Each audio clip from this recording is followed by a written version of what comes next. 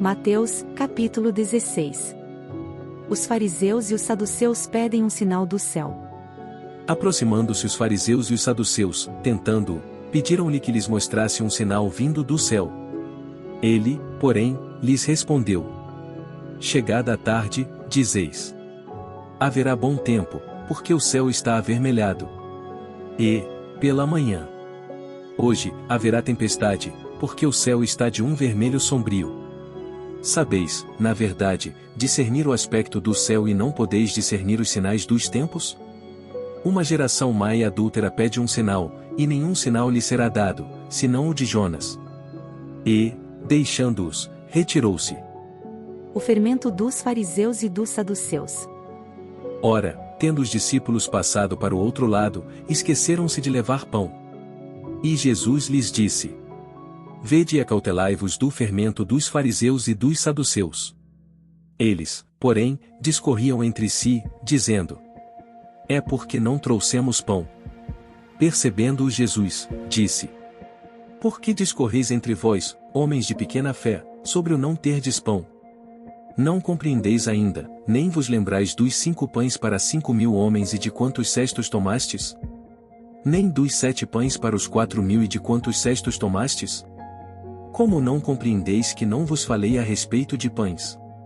E sim, acautelai-vos do fermento dos fariseus e dos saduceus. Então, entenderam que não lhes dissera que se acautelassem do fermento de pães, mas da doutrina dos fariseus e dos saduceus. A confissão de Pedro. Indo Jesus para os lados de Cesareia de Filipe, perguntou a seus discípulos: Quem diz o povo ser o Filho do Homem? E eles responderam: Uns dizem João Batista, outros Elias, e outros Jeremias ou algum dos profetas. Mas vós, continuou ele, quem dizeis que eu sou? Respondendo Simão Pedro, disse: Tu és o Cristo, o Filho do Deus vivo. Então, Jesus lhe afirmou: Bem-aventurado és, Simão Barjonas, porque não foi carne e sangue que te revelaram, mas meu Pai, que está nos céus. Também eu te digo que tu és Pedro, e sobre esta pedra edificarei a minha igreja, e as portas do inferno não prevalecerão contra ela.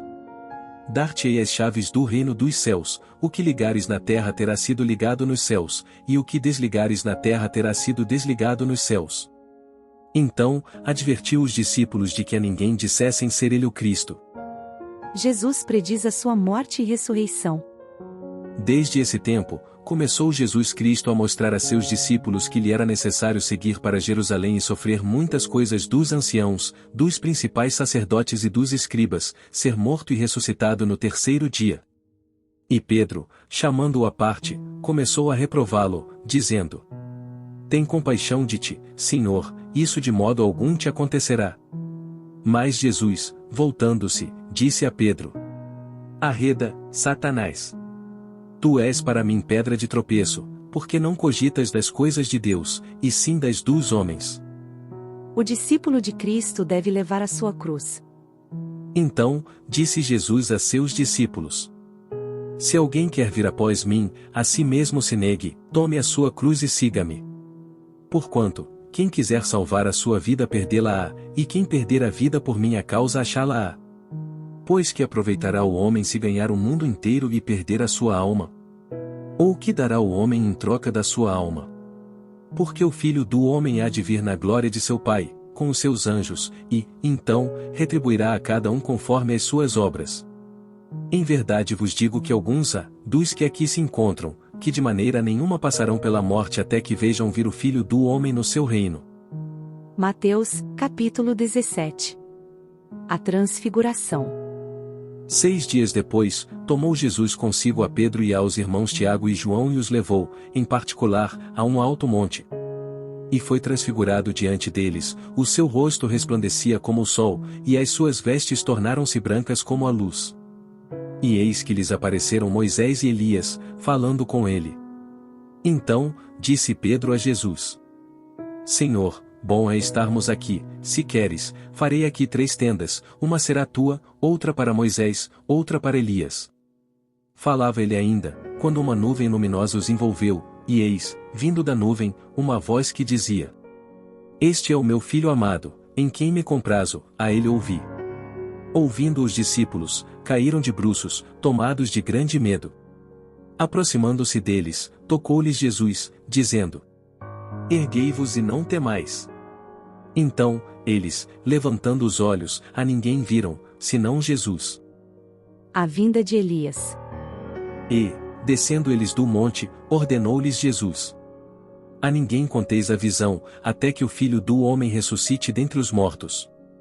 Mas os discípulos o interrogaram: Por que dizem, pois, os escribas ser necessário que Elias venha primeiro? Então, Jesus respondeu: De fato, Elias virá e restaurará todas as coisas. Eu, porém, vos declaro que Elias já veio, e não o reconheceram, antes, fizeram com ele tudo quanto quiseram. Assim também o Filho do Homem há de padecer nas mãos deles. Então, os discípulos entenderam que lhes falará a respeito de João Batista. A cura de um jovem possesso. E, quando chegaram para junto da multidão, aproximou-se dele um homem, que se ajoelhou e disse: Senhor, compadece-te de meu filho, porque é lunático e sofre muito, pois muitas vezes cai no fogo e outras muitas, na água. Apresentei-o a teus discípulos, mas eles não puderam curá-lo. Jesus exclamou: Ó geração incrédula e perversa! Até quando estarei convosco? Até quando vos sofrerei? Trazei-me aqui o menino. E Jesus repreendeu o demônio, e este saiu do menino, e, desde aquela hora, ficou o menino curado. Então, os discípulos, aproximando-se de Jesus, perguntaram em particular: Por que motivo não podemos nós expulsá-lo? E ele lhes respondeu: Por causa da pequenez da vossa fé. Pois em verdade vos digo que, se tiverdes fé como um grão de mostarda, direis a este monte: Passa daqui para acolá, e ele passará. Nada vos será impossível. Mas esta casta não se expele senão por meio de oração e jejum. De novo Jesus prediz a sua morte e ressurreição. Reunidos eles na Galileia, disse-lhes Jesus: O Filho do Homem está para ser entregue nas mãos dos homens. E estes o matarão, mas, ao terceiro dia, ressuscitará. Então, os discípulos se entristeceram grandemente.